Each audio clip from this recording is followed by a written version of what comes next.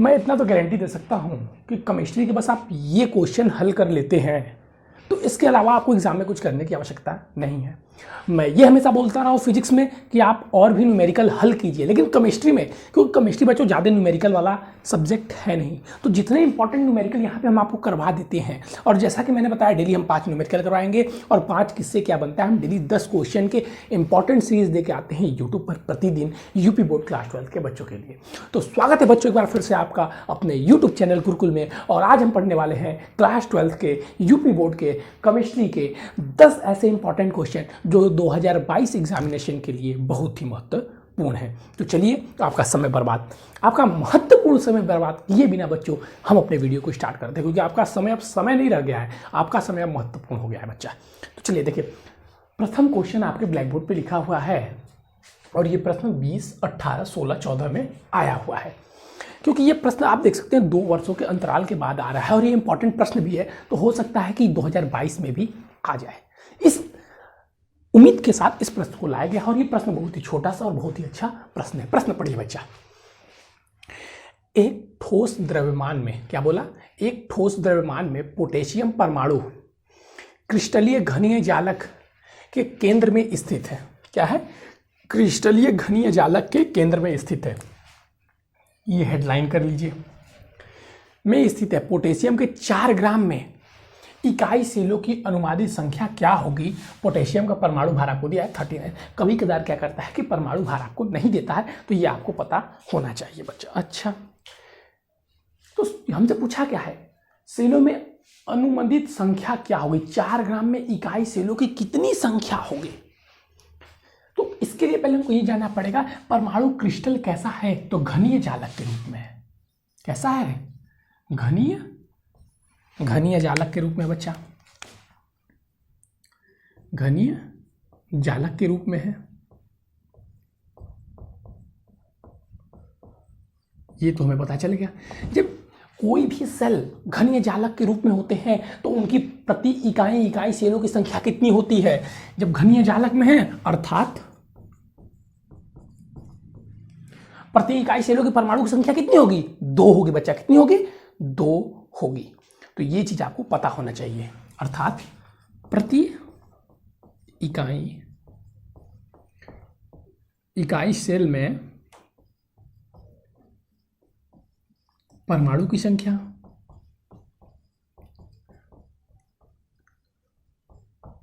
2। क्योंकि यहां पे हमसे क्या पूछा? इकाई सेल पूछा है और क्रिस्टलीय जालक किसमें है? तो भैया घनीय जालक के रूप में है। और हम जानते हैं कि घनीय जालक के प्रति इकाई में परमाणु की जो संख्या होती है कितनी होती है? 2 होती है। इससे क्या होने वाला है सर?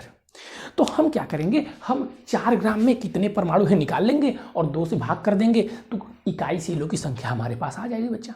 सोचिए, 4 ग्राम में एक इकाई सेल में 2 परमाणु, और 4 ग्राम में जितने परमाणु होंगे भाग करेंगे तो इकाई सेलों की संख्या अपने आप आ जाएगी।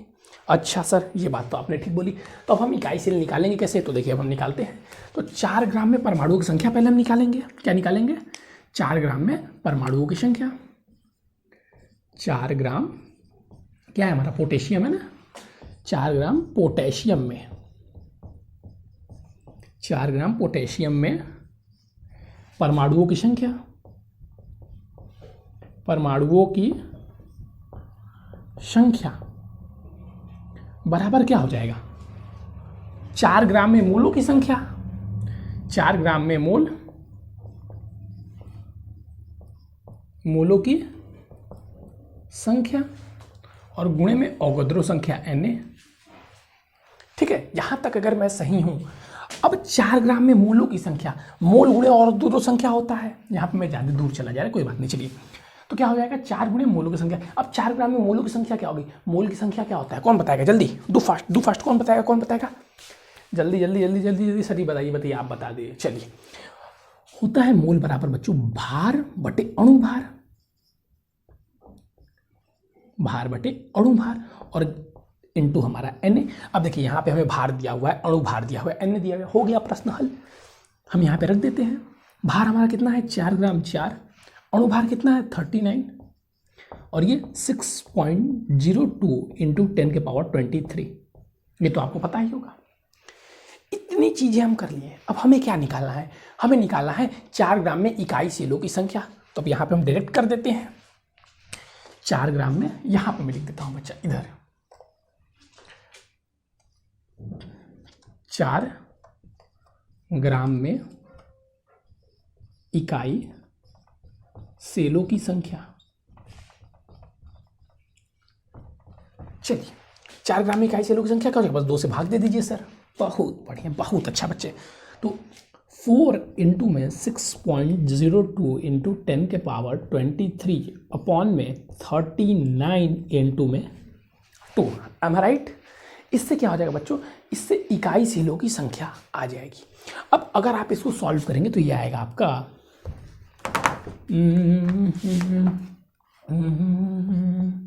3.1 इंटू 10 के पावर 22 इकाई सेल। 4 नंबर दे गया आपको ये प्रश्न। कितने नंबर दे गया? 4 नंबर में पूछा गया था ये प्रश्न 2020 में, 2018 में और 2016 में। बस मैं बता रहा हूँ ऐसे ही प्रश्न फिजिक्स में तो नंबर भी डिफरेंस हो जाते हैं ना, केमिस्ट्री में बच्चा यही सब प्रश्न आएंगे। अगर आप, मैं गारंटी दे सकता हूँ कि अगर आप हमारे केमिस्ट्री की पूरी सीरीज देख लिए हैं तो आपको कुछ करने की आवश्यकता ही नहीं न्यूमेरिकल। अब ये वाला देखिए, आपको पता होगा E cell is equal to E cathode minus E anode. ये इससे हर एक साल 2 नंबर में प्रश्न पूछता है, प्रत्येक वर्ष। लिख लीजिए, मैं बता दे रहा हूं इसको, प्रत्येक वर्ष 2 नंबर देता है ये प्रश्न। बस यही एक छोटा सा फॉर्मूला है, E cell is equal to E cathode minus E anode. E cathode आपको देगा, ई एनोड देगा, पूछेगा ई सेल क्या होगा। तो ये कुछ चीजें हैं जो आप भी देखते देखते बताने लगेंगे बच्चा। अब इस प्रश्न को नोट कीजिए। ऐसा भी मैं एक प्रश्न करवाऊंगा, घबराइए मत, ऐसा भी एक प्रश्न आपको करवाऊंगा, लेकिन पहले आप इसको देखिए। वो प्रत्येक वर्ष आने वाला प्रश्न है, मतलब लगातार। आज तक ऐसा नहीं हुआ कि वो प्रश्न नहीं आया।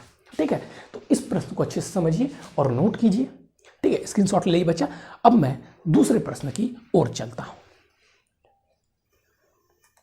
तो चलिए बच्चे, आ गए हम अपने दूसरे प्रश्न पर। ठीक है, और ये प्रश्न हमारा विलियन चैप्टर से आया हुआ है। ठीक है, किस चैप्टर का है? विलियन चैप्टर से है। और मैं एक बात आपको बता देता हूं मैं बच्चों, जो जो मैं बीच में बताते जा रहा हूं उस पॉइंट को नोट रखें और ध्यान रखें।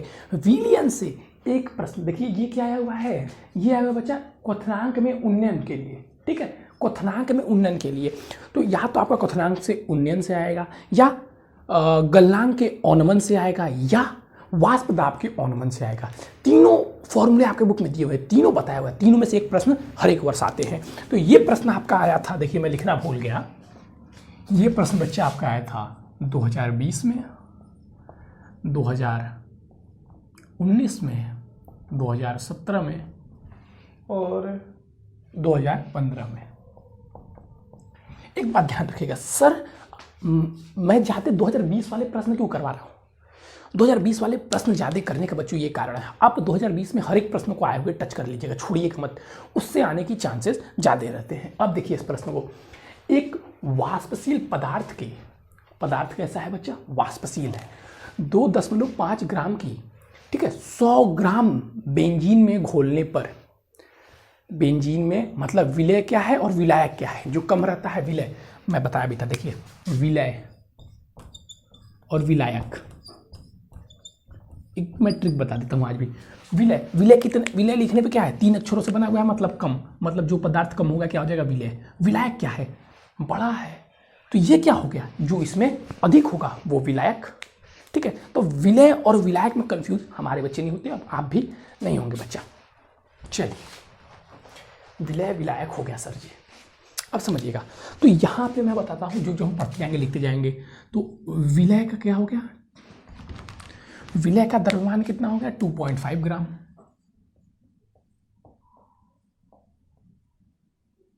और विलायक कैपिटल W से 100 ग्राम। लो भाई, हिंदी अंग्रेजी दोनों लिख दिया। बेंजीन में घोलने पर क्वथनांक में वृद्धि, मतलब डेल्टा T बच्चों। क्वथनांक में क्या हो रहा है? उन्नयन हो रहा है। कितना? 4 डिग्री सेल्सियस की वृद्धि हुई।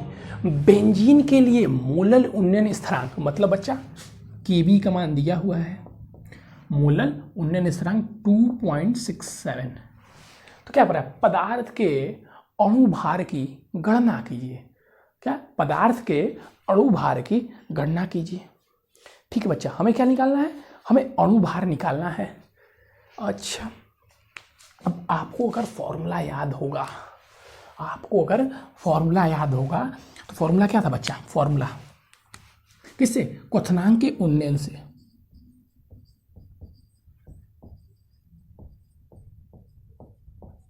ये नहीं लिखना जरूरी है, मैं इसलिए लिख रहा हूँ तो आपको याद आ जाए कि कहाँ से ये फॉर्मूला लिया गया। डेल्टा टी बराबर क्या होता है बच्चा? 1000 इंटू KB इंटू में, ये क्या है आपका? उन्नयन स्थिरांक इंटू में W इंटू में M। यही हम आपका क्या होता है बच्चा? अणु भार। और इसी अणु भार की गणना आपको करनी है। तो आप इस अणु भार की गणना नहीं कर लेंगे, कुछ हार्ड है।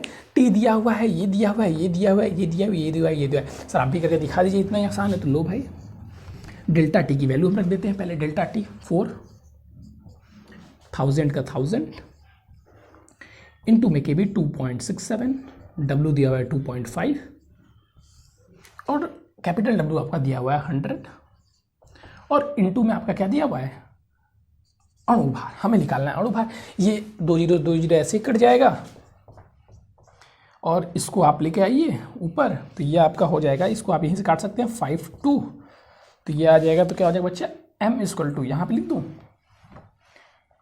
M इक्वल टू, पहले मैं लिख देता हूँ 5 इंटू में 2.67 इंटू में 2.5 अपॉन में 2, ये वैल्यू आपकी आएगी। अब इसको आप क्या कर दीजिए? डिवाइड कर दीजिए। क्या करें सर इसको? हाँ, इसको अब आप डिवाइड कर दीजिए। डिवाइड कैसे होगा? डिवाइड के लिए कुछ मत कीजिए, डिवाइड करेंगे तो इसको सॉल्व करना 16.68 आपकी वैल्यू आएगी। 16.68 आपकी वैल्यू आएगी बच्चा। द्रव्यमान मतलब ग्राम में, सब दिया है ग्राम लगा दिया। इसका अणुभार कितना आएगा? इसका अणुभार 16.68 आएगा बच्चा। इस प्रकार से निकालते हैं। ये फॉर्मूला दिया हुआ है आपको, सबके लिए फॉर्मूला दिया हुआ है। KB, ये सबके लिए फॉर्मूला दिया है। तीनों फॉर्मूला एकदम रट के रखिएगा। एक प्रश्न आएंगे। ये प्रश्न सर कितने नंबर में आया हुआ था? तो ये प्रश्न 2 नंबर में आया हुआ था। क्यों? क्योंकि भाई फॉर्मूले बस रखना था। तो जो फॉर्मूले वाले प्रश्न देखिए, देखिए कितना बड़ा लग रहा है। तो इस फॉर्मूले वाले प्रश्न में मतलब विलियंस है, जो मैंने बताया ना, क्वथनांक में उन्नयन, वाजदाब में ओनमन और गलनांक में ओनमन, इससे एक प्रश्न हर एक वर्ष, प्रत्येक वर्ष आते हैं। तो इसको अपने डायरी में नोट कर लीजिएगा। केमिस्ट्री की जो चीज़ें मैं बताने जा रहा हूँ उसको अपने डायरी में नोट कर लीजिए और उसको फॉलो जरूर करेंगे तो लाभ आप ही का है। मैं आपको देखिए, इतनी सारी चीज़ें आपको पेड कोचिंग में नहीं बताई जाती हैं। जो चीज़ें मैं यहाँ बताता हूँ, मैं आपको रिलेटिव बताता हूँ, मैं उस चीज़ को ध्यान में रखता हूँ। और जो बच्चे घर पढ़ने आते हैं उनको बताता हूँ ये सारी चीज़ें, ऑफलाइन वालों को, आप ही की वीडियो से, क्योंकि यहाँ पे मुझे ध्यान आता है। शायद मैं ये उनको न बताऊं तो उससे मुझे ध्यान ना रहे, इसलिए मैं इसको नोट कर लेता हूँ। तो आप जब इस चीज़ को जान रहे हैं, अपने दोस्तों को भी बताएं, भाई सबका फायदा हो ना। अपने दोस्तों को बताएं। कुछ तो बच्चे अपने दोस्तों को बताते नहीं, सोचते हमारा ज़्यादा आ जाएगा। अरे 12th बाद तुम मिलोगे ना वो मिलोगे, उसको बताओगे उसका ही भला होगा। ठीक है, तो ऐसे चलते हैं बच्चा। ठीक है, सबकी हेल्प करते हुए चलते हैं। तो चलिए हम चलते हैं आपके नेक्स्ट प्रश्न की। तो चलिए बच्चे, आ गया हमारा तीसरा प्रश्न। और ये तीसरा प्रश्न मैं बता रहा हूँ, अभी तक मैंने 3 प्रश्न करवाए जिसमें से सबसे महत्वपूर्ण प्रश्न है। मैं ये नहीं बोलता कि पीछे वाले प्रश्न महत्वपूर्ण नहीं थे, ये 110% आने वाला प्रश्न है बच्चा। 110% आने वाला प्रश्न है। सर ये बहुत बड़ा प्रश्न क्या, बहुत डिफिकल्ट प्रश्न क्या, देख लीजिए ना, 21 22 21 20 19 18 16 17 15 14, मतलब कभी गैपे नहीं मारता है। हाँ, सेट बदल जाती है, हो सकता है कभी कभी किसी सेट में न आए, लेकिन प्रत्येक वर्ष आता रहता है। लग रहा है कोई पेपर बनाता है और एग्जामिनर का ये पसंदीदा क्वेश्चन है। अब इसमें होता क्या है, इसको हमको क्या करना है। अब क्वेश्चन पढ़ते हैं। निम्नलिखित अभिक्रिया वाले सेल का विद्युत वाहक बल ज्ञात कीजिए। ZnAg इक्वल टू, ये रिएक्शन आपको दिया हुआ है और बोल रहा है दिया है ये Zn का इलेक्ट्रॉन वोल्ट, मतलब एनोड का। अब एनोड कैथोड कुछ बच्चे नहीं समझ पाते हैं, एनोड और कैथोड बच्चे कुछ नहीं समझ पाते हैं। तो आप ऐसे याद कर लीजिए कि एनोड मतलब ए से इलेक्ट्रॉन हटेंगे, यानी कि मतलब कोई तत्व इलेक्ट्रॉन त्यागेगा, धनात्मक बनेगा। ए से ऐड मतलब कोई तत्व न्यूट्रल से धनात्मक हो जा रहा है, एनोड पर क्या होगा, कोई तत्व न्यूट्रल से धनात्मक हो जाएगा, ए मतलब ऐड का साइन के साथ प्लस। तो ये देखिए न्यूट्रल था और Zn2 प्लस हो गया, मतलब ये क्या है, एनोड का है बच्चों। कुछ बच्चे तो एनोड और कैथोड भी परेशान है, तो किसका है, ये एनोड का है। और यहाँ पर देखिए कोई तत्व कैथोड मतलब अब एनोड मिल गया हमें प्लस वाला, कैथोड हम कोई भी ले लेंगे, दूसरा जो बचा वो कैथोड हो जाएगा। तो कोई तत्व धनात्मक से न्यूट्रल में आ जाए तो उसे कैथोड बोलते हैं। अच्छा सर, तो ये अगर चीज़ आप समझ गए, तो मैंने इसका जिक्र पहले भी किया था इस फॉर्मूले का जिस पर ये क्वेश्चन सॉल्व होगा। ई सेल बराबर मतलब सेल का विद्युत वाहक बल, सेल का विद्युत वाहक बल बराबर ई कैथोड माइनस ई एनोड। तो यहां से निकाला आएगा बच्चा, बस 1 मिनट का ये क्वेश्चन है। ई सेल बराबर ई कैथोड कितना दिया हुआ है, कैथोड यहां पे 0.80 माइनस में एनोड कितना दिया हुआ है, -076, ये माइनस में भूल गया, ठीक, माइनस, अब ब्रैकेट खुलेगा तो प्लस हो जाएगा।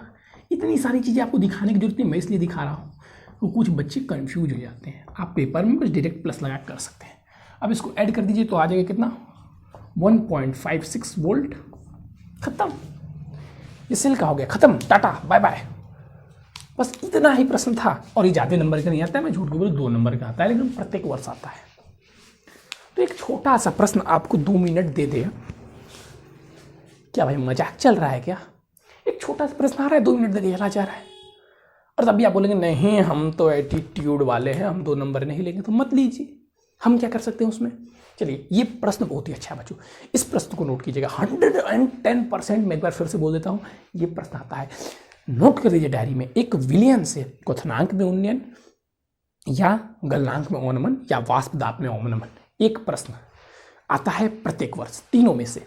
इसमें इस वाले फॉर्मूले से एक प्रश्न, वैद्युत रसायन में से इस फॉर्मूले से एक प्रश्न प्रत्येक वर्ष आता ही आता है, ठीक है। तो ये 2 प्रश्न प्लस एक प्रश्न और मैं बता देता हूं, जो बता ही रहा हूं, 3 प्रश्न जो पक्के होते हैं, मोल, मोललता, नॉर्मलता, ठीक है, ये सारे से एक प्रश्न। तो मैं यहाँ पे आज आपको 3 ऐसे प्रश्न बता दिया जो 110% प्रत्येक वर्ष आते हैं। उनमें से देखो, उसमें 3 फॉर्मूला था, ये तो एक ही फॉर्मूले से आता है, और मोललता नॉर्मलता 5-6 फॉर्मूले हैं जिनमें से आता है, जिनमें मूल अंश भी है, ठीक है। तो उससे एक प्रश्न आता है प्रत्येक वर्ष। चलिए बच्चा, अब इसको आप स्क्रीनशॉट ले लीजिएगा, हम चलते हैं अपने नेक्स्ट क्वेश्चन की ओर। चलो बच्चों, तो ये आ गया आपका चौथा प्रश्न। अभी जिस प्रश्न की मैं जिक्र कर रहा था, ये वही प्रश्न है, इजी सा प्रश्न है, 2 नंबर आएगा, दे के जाएगा। ये प्रश्न कभी कभी ये प्रश्न ऑप्टिकल में, यानी कि ऑब्जेक्टिव क्वेश्चन में जिसे हम कहते हैं बहुविकल्पीय प्रश्न, उसमें भी आ जाते हैं। अच्छा सर, क्या बोल रहा है, विलयन की मोललता ज्ञात कीजिए, हमें मोललता ज्ञात करनी है। मोलरता और मोललता में सभी बच्चे कंफ्यूज रहते हैं, कंफ्यूज नहीं होना है, हमें क्या ज्ञात करनी है, मोललता, ठीक है, क्या ज्ञात करनी है, मोललता। अच्छा, विलयन की मोललता की गणना कीजिए, जबकि 440 ग्राम विलायक में, क्या बोल रहा है, 440 ग्राम विलायक में 20 ग्राम NaOH मिलाया जाता है। तो पहले हमको पता ना चाहिए मोललता क्या होता है। तो देखिए मोललता क्या होता है, जो बच्चे पता होगा मोललता क्या होता है वो प्रश्न अभी तक ये हल कर दिए होंगे। विलय का द्रव्यमान केजी में, द्रव्यमान किसमें बच्चों, केजी में, और विलायक का द्रव्यमान केजी में।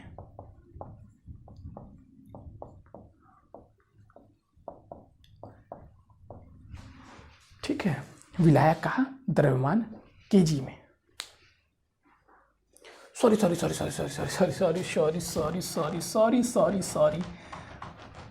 पकड़ूंगी दोनों कान क्या। विलय के मोलों की संख्या, विलय में मोलों की संख्या, हाँ अब ठीक है, मोलों की संख्या, हाँ अब ठीक है बच्चा, विलय में मोलों की संख्या बटे विलायक का द्रव्यमान केजी में। अब यही मोलरता बोलता है आपको, मोलरता यहाँ पे लिख देता हूँ साइड में करके, मोलरता, दोनों में अंतर समझिएगा। मोलरता क्या होता है, पहला तो वही रहेगा, विलय में मोलों की संख्या, विलय में मोलों की संख्या, पहला वही रहता है, इसलिए बच्चे कंफ्यूज होते हैं। और दूसरा रहता है, यहाँ पे क्या दिया, विलायक का द्रव्यमान केजी में, लेकिन यहाँ पे नहीं, विलयन का आयतन लीटर में। क्या, विलयन का आयतन लीटर में। ये प्रश्न देखिए आपको आ गया। अब आप इस प्रश्न को हल कैसे करेंगे, आप इस प्रश्न को हल कैसे करेंगे? तो इसको करने के लिए अब क्या करना है सर, फॉर्मूला जब सामने है तो बस जल्दी जल्दी चलिए कर दीजिए। तो विलय के मोलों की संख्या, मोलों की संख्या पता क्या होती है, द्रव्यमान बटे आणविक द्रव्यमान। तो विलय क्या है हमारा, NaOH है, तो पहले NaOH का हम आणविक द्रव्यमान निकाल लेते हैं। जिसको नहीं निकालना होगा ध्यान से देखेगा।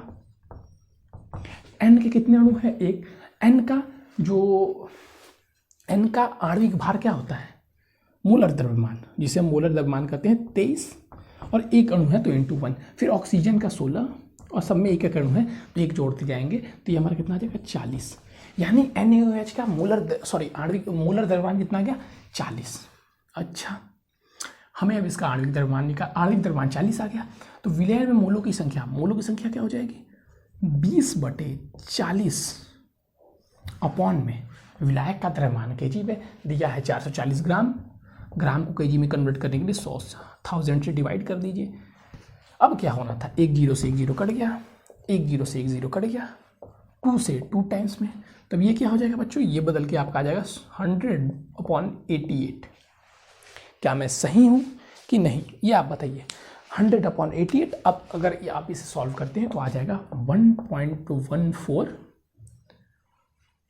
हो गया सॉल्यूशन खत्म, हो गया बच्चों सॉल्यूशन खत्म। इसको डिवाइड करेंगे तो मोलता हमारी कितनी होगी, 1.14 मोल। ये आ गया आपका सॉल्यूशन खत्म। मोल पर केजी भूल गया, ये आ गया बस आपका सॉल्यूशन खत्म। मोल पर केजी बस खत्म। ये आपका था 2 नंबर का प्रश्न। आणविक द्रव्यमान नहीं निकालने आता है, कमेंट करके बताइए। मैं बोला था उससे भी एक प्रश्न आते हैं, और ये भी प्रश्न आप देख सकते हैं लगभग प्रत्येक वर्ष आए हुए हैं। ये ऑब्जेक्टिव में भी आते हैं और 2 नंबर में भी आते हैं। तो चलिए बच्चे, अब हमारा आएगा प्रश्न कौन सा, अब हमारे प्रश्न आएंगे किससे क्या बनता है, कैसे प्राप्त होता है वाले प्रश्न हमारे आएंगे, या जब उसकी क्रिया, ठीक है, इससे कराई जाएगी। ऐसे भी प्रश्न आते हैं कि इसकी क्रिया इससे कराई जाएगी तो क्या होगा, ठीक है। तो ये अब हम आपको 1-2 प्रश्न करके दिखाएंगे, और उन प्रश्नों को जो मैं करवा रहा हूँ वो 2020 में आए हुए प्रश्न होंगे बच्चा। ये देखिए, ये वीडियो के बाद करते थे, जब वीडियो पॉज हो जाता था तो देखिए उसको इरेज करने में भी मेहनत लगती है, और मेहनत सिर्फ आप ही के लिए किया जाता है। लेकिन क्योंकि अब हम करवाने वाले हैं किससे क्या अभिक्रिया करेंगे केमिस्ट्री के, वो भी इम्पोर्टेंट है। और जो न्यूमेरिकल आपको बताए जा रहे हैं, बस आप इतने ही न्यूमेरिकल देखेंगे ना तो पूरे आप केमिस्ट्री के न्यूमेरिकल फोड़ के आ जाएंगे बच्चा।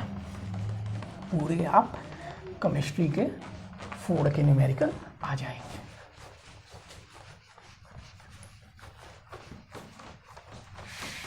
चलिए,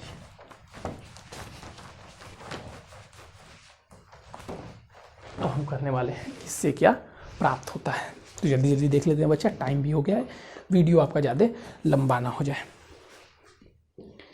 चलिए, पहला है हमारा फेरस सल्फेट के साथ क्लोरीन की अभिक्रिया। ये 2020 में आए हुए हैं, 2020, ठीक है। फेरस सल्फेट के साथ क्लोरीन की अभिक्रिया, तो फेरस सल्फेट के साथ क्लोरीन की अभिक्रिया,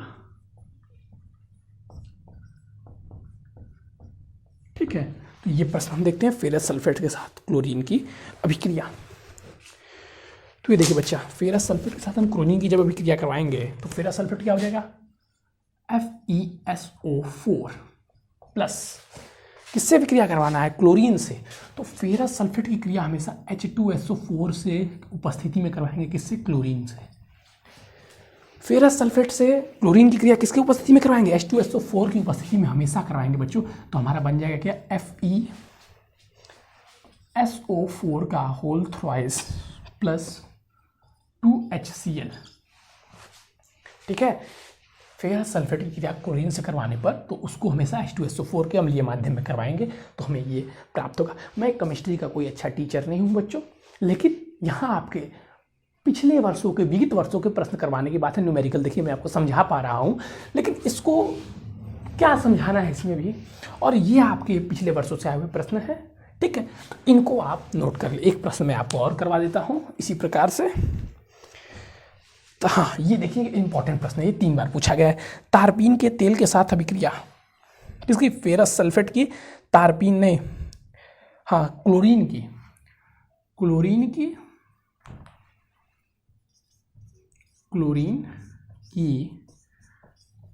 तारपीन के तेल के साथ अभिक्रिया, ये इंपॉर्टेंट है। अच्छा एक बात ध्यान दीजिएगा, पी ब्लॉक में जितने भी तत्व आपके हैं सोडियम वो उसके जो क्लोरीन है उनकी अभिक्रिया वाले प्रश्न सदैव आते रहेंगे। यहाँ पे तो किसी को, बहुत लोग ऐसे होंगे जिनको तारपीन का सूत्र ही नहीं मालूम होगा कि आखिरकार तारपीन के तेल का सूत्र होता क्या है। तो ध्यान देंगे बच्चों, तारपीन के तेल का सूत्र होता है C10H16, किससे क्रिया करानी है? क्लोरीन से। याद रख लेंगे, किसी से हम पूछ भी सकते हैं और ये हमारे एग्जामिनेशन में भी पूछा जा सकता है। तो ये आ जाएगा बच्चा हमारा क्या? HCl प्लस C, कार्बन मुक्त हो जाएगा। अब इसको हम क्या करेंगे? इसको हम बैलेंस करेंगे।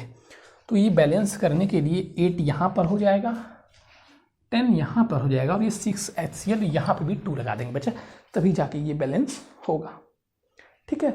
तभी जाके ये बैलेंस होगा और हमारा एक केमिकल रिएक्शन क्या होना चाहिए? बैलेंस होना चाहिए। तो ये 2 हम आज के आपके लिए इंपॉर्टेंट लेके आए थे। ये तारपीन के तेल वाला भी बहुत महत्वपूर्ण है और ये भी महत्वपूर्ण है क्योंकि क्लोरीन, ये पी ब्लॉक से आए हुए प्रश्न है जो क्लोरीन के फॉर्मेशन में है। तो चलिए बच्चों, आज के लिए बस इतना है। आज हम आपसे विदा मांगते हैं, फिर लौटेंगे कल फिजिक्स का इम्पॉर्टेंट 10 महत्वपूर्ण प्रश्न लेकर। तो चलिए बच्चों, thank you, have a nice day. Please video को लाइक कीजिएगा, चैनल को शेयर कीजिएगा और सब्सक्राइब भी जरूर कीजिएगा बच्चों। चलिए अब हम चलते हैं, अलविदा बच्चों।